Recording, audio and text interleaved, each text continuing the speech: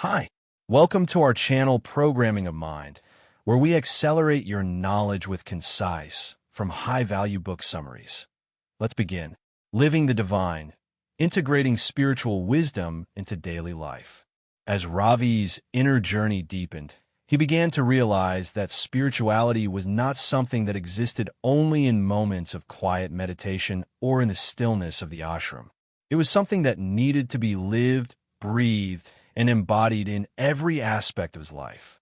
He had spent years seeking the truth, but now the true challenge was in integrating that truth into the day-to-day experiences of the world. Spirituality was not an escape from life, but a way of seeing and experiencing life more deeply and authentically. Ravi had come to understand that the divine was not something external that could be sought after or attained. It was already present, hidden within the ordinary moments of existence. The way he interacted with people, the way he performed daily tasks, and the way he handled challenges all became opportunities for spiritual growth. But the true test was in his ability to embody the wisdom he had learned in the most mundane and challenging moments. The challenge of integration, realizing the divine in daily life. One of the most profound lessons Ravi had learned was that spirituality was not separate from everyday life. It was not something reserved for a few hours of meditation or a special retreat. It was something that permeated every moment, every thought, and every action. Yet, despite this understanding, Ravi still faced challenges. The world was full of distractions, temptations, and attachments. His ego still had its grip on him in moments of stress, frustration, or anger. And while he had learned to detach from his thoughts and emotions in his meditation practice, it was much more difficult to remain detached in the hustle and bustle of everyday life. It was one particular incident that brought this realization home for Ravi. One afternoon, after spending several hours at the ashram helping with community work, he walked to the local market to buy some fruit. As he was selecting apples, a man bumped into him and accidentally knocked over the basket Ravi was holding. The apples rolled across the ground, and for a moment, Ravi felt a surge of irritation rise within him. The man quickly apologized, but Ravi found himself unable to respond with the kindness he would have hoped for.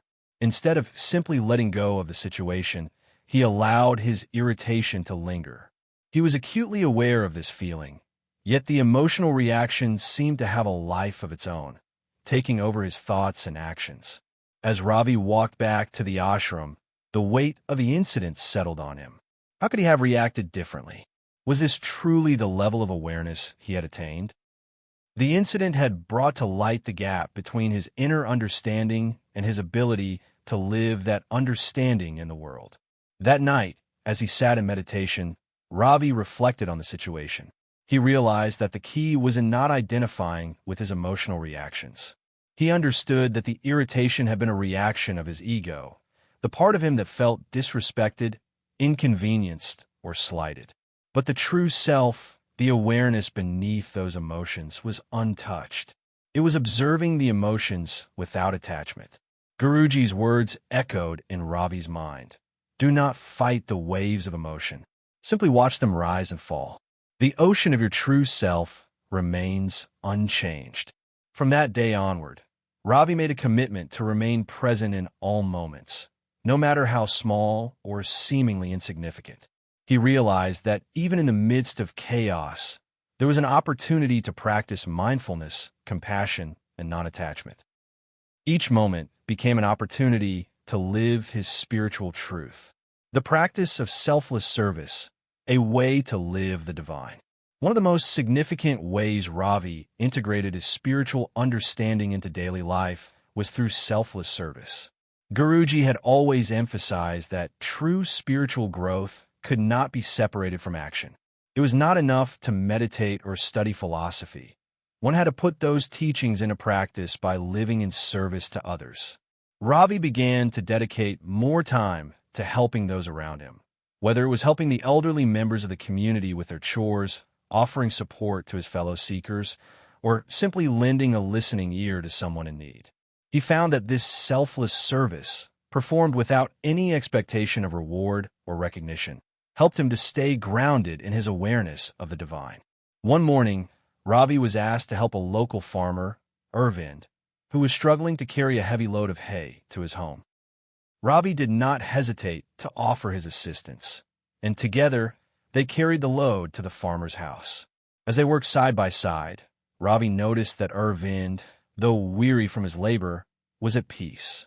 There was no sign of frustration or discontent on his face, despite the difficulty of the task. "Arvind," Ravi said, "how do you maintain such calmness while working so hard?"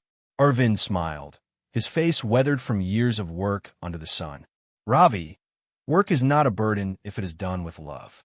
I see the divine in everything I do. Even in the smallest tasks, I feel the presence of the divine."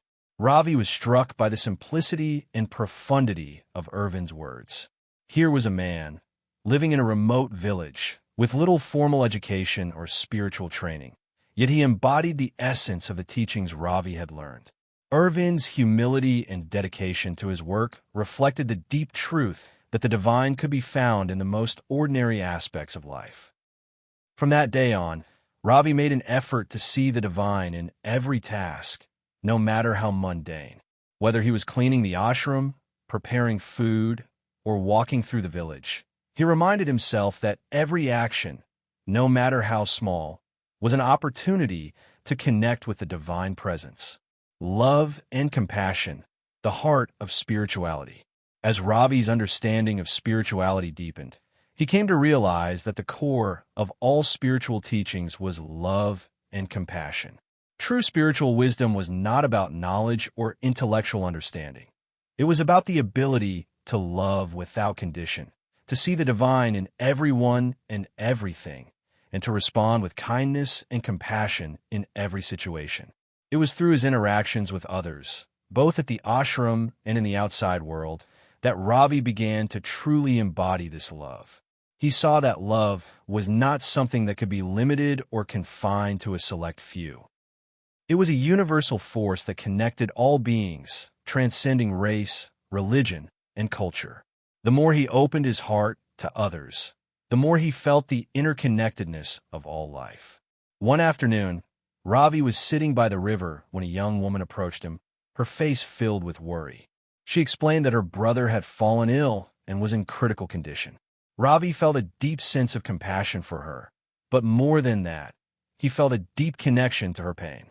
Without thinking, he reached out to her and said, "Let us pray together for his healing."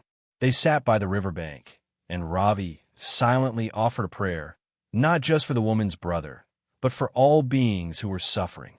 He realized in that moment that love was not just an emotion. It was a force of transformation, capable of healing and transcending all suffering. As the days passed, Ravi continued to practice this open-hearted love in every situation, no matter how difficult. He saw the divine in everyone he met, and he approached each encounter with humility and compassion, remaining calm amidst chaos, the inner peace of the true self. One of the most profound aspects of Ravi's spiritual growth was his ability to remain calm amidst external chaos. The world was full of distractions, conflicts, and suffering, and at times it seemed overwhelming.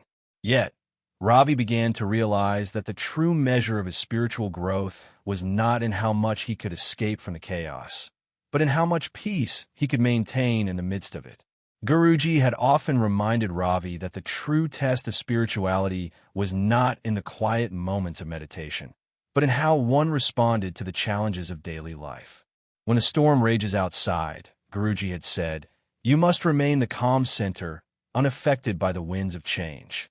Ravi began to apply this teaching whenever he found himself in difficult situations.